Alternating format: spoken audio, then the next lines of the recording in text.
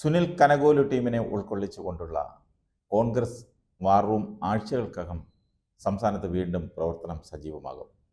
തദ്ദേശ നിയമസഭാ തെരഞ്ഞെടുപ്പുകൾ ലക്ഷ്യം വെച്ചാണ് വാർ റൂം KPCC ഓഫീസിലെ രണ്ടാമത്തെ നിലയിൽ പ്രവർത്തനം പുനരാരംഭിക്കുന്നത്.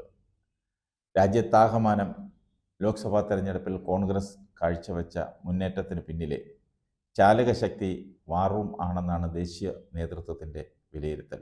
പാർട്ടിക്ക് 3 അക്കം കടക്കാൻ സാധിച്ചതിലും മത്സരിച്ച സീറ്റുകളിൽ ഭൂരിപക്ഷത്തിലും മുന്നേറ്റം നടത്താൻ സാധിച്ചതിലും വാർ റൂമിന് പങ്കുണ്ടെന്നാണ് വിലയിരുത്തൽ. കർണാടക, തെലങ്കാന സംസ്ഥാനങ്ങളിൽ വിജയിച്ചു പരീക്ഷിച്ച സംവിധാനം ഈ ലോക്സഭാ തെരഞ്ഞെടുപ്പോടുകൂടിയാണ് രാജ്യത്താകമാനം വ്യാപിപ്പിച്ചത്.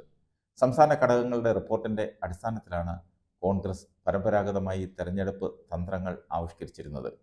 എന്നാൽ ഈ തെരഞ്ഞെടുപ്പിൽ സംസ്ഥാന PCCകളുടെ റിപ്പോർട്ടുകൾക്കൊപ്പം സമാന്തരമായി വാർ റൂമിൽ നിന്നും റിപ്പോർട്ട് വാങ്ങുമായിരുന്നു.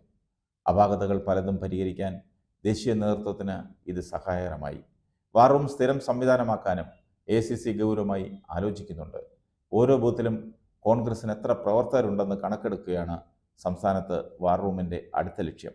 പ്രവർത്തകരുടെ നമ്പർ ശേഖരിക്കും, അവരെ വിളിച്ച് പ്രവർത്തനങ്ങൾ അന്വേഷിച്ച് വിലയിരുത്തും. കീഴ്ഘടകങ്ങളിലെ മുഴുവൻ പ്രവർത്തനങ്ങളും വാർ റൂമിൽ അറിയാനുള്ള സംവിധാനമാണ് ലക്ഷ്യമിടുന്നത്. തദ്ദേശ തെരഞ്ഞെടുപ്പിന് ഇത് സഹായകരമാകുമെന്നാണ് വിലയിരുത്തുന്നത്. എല്ലാ സംസ്ഥാനങ്ങളിലും മികച്ച സ്ഥാനാർത്ഥികളെ അണിനിരത്താൻ സുനിൽ കനകോലുവിൻ്റെ റിപ്പോർട്ട് പാർട്ടിക്ക് സഹായകരമായിരുന്നു. സംസ്ഥാനത്ത് 16 സീറ്റുകളിൽ കോൺഗ്രസ് ഉറപ്പായും വിജയിക്കുമെന്നും തൃശ്ശൂരിലും ആലത്തൂരിലും തോൽക്കുമെന്നും വാർ റൂം നേരത്തെ റിപ്പോർട്ട് സമർപ്പിച്ചിരുന്നു. എന്നാൽ തൃശ്ശൂരിലെ 3ാം സ്ഥാനം പ്രവചിച്ചിരുന്നില്ല. തിരുവനന്തപുരത്തും ആറ്റിങ്ങലിലും കടുത്ത മത്സരം നേരിടുമെന്നും റിപ്പോർട്ടിലുണ്ടായിരുന്നു. തെരഞ്ഞെടുപ്പ് ഘട്ടങ്ങളിൽ ലോക്സഭാ മണ്ഡലങ്ങളിലെ സംഘടനാ പിഴവുകൾ സ്ഥാനാർത്ഥികളുടെയും നേതൃത്വത്തിൻ്റെയും ശ്രദ്ധയിൽപ്പെടുത്തിയത് വാർ റൂമായിരുന്നു. പ്രചാരണം കഴിഞ്ഞെത്തുന്ന സ്ഥാനാർത്ഥികളുമായി 3 ദിവസത്തിലൊരിക്കൽ രാത്രി വൈകിയും സൂം മീറ്റിങ്ങുകളും നടത്തിയിരുന്നു.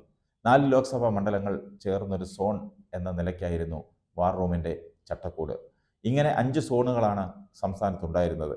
5 സോണൽ തലവന്മാർ ഇതിനായി ഉണ്ടായിരുന്നു. തിരുവനന്തപുരത്തെ വാർ റൂമിന് ലിജുവും മണക്കാട് സുരേഷും ജെയ്സൺ ജോസഫുമാണ് ചുക്കാൻ പിടിച്ചത്. ഇവിടെ 20 എക്സിക്യൂട്ടീവുകളും ഡേറ്റ അനലിസ്റ്റുകളും ഉണ്ടായിരുന്നു. ലോക്സഭാ മണ്ഡലങ്ങളിലെ നിയോജക മണ്ഡലങ്ങളിൽ അവിടങ്ങളിലെ മുതിർന്ന നേതാക്കളെയാണ് കോർഡിനേറ്റർമാരാക്കിയിരുന്നത്. ജില്ലകളിലും 2 കോർഡിനേറ്റർമാർ വീതം ഉണ്ടായിരുന്നു. സ്ഥാനാർത്ഥികൾ പറയുന്ന അവരുടെ ഏറ്റവും വിശ്വസ്തരായ നേതാക്കളെയാണ് കോർഡിനേറ്റർമാർ ആക്കിയിരുന്നത്. വിവരങ്ങൾ ചോർന്നു പോകാതിരിക്കാനാണ് അങ്ങനെ ചെയ്തത്. ബയോമെട്രിക് സംവിധാനത്തിൽ കൈവിരൽ പഞ്ച് ചെയ്ത് മാത്രമേ വാർ റൂമിനുള്ളിൽ പ്രവേശിക്കാൻ സാധിക്കുകയുള്ളൂ. വാർ റൂമിന് നേതൃത്വം നൽകുന്ന മുതിർന്ന നേതാക്കൾക്ക് മാത്രമായിരുന്നു അവിടെ പ്രവേശനം. രാഹുൽ ഗാന്ധി വന്നാൽ പോലും അകത്ത് കയറാൻ സാധിക്കില്ലെന്നായിരുന്നു ഒരു മുതിർന്ന നേതാവ് തമാശയായി പറഞ്ഞത്. 20 ടെലികോളേഴ്സ് ഇവിടെ ഉണ്ടായിരുന്നു. താൽക്കാലിക ജീവനക്കാരായ ഇവർക്ക് KPCC 20 ലാപ്ടോപ്പുകളും 20 മൊബൈൽ ഫോണുകളും രാവിലെ 9 മണിക്ക് വിവരശേഖരണത്തിന് നൽകും. വൈകുന്നേരം വാർ റൂം ഇടുമ്പോൾ ഇത് തിരികെ ഏൽപ്പിച്ച ശേഷമേ പുറത്തിറങ്ങാൻ സാധിക്കുകയുള്ളൂ.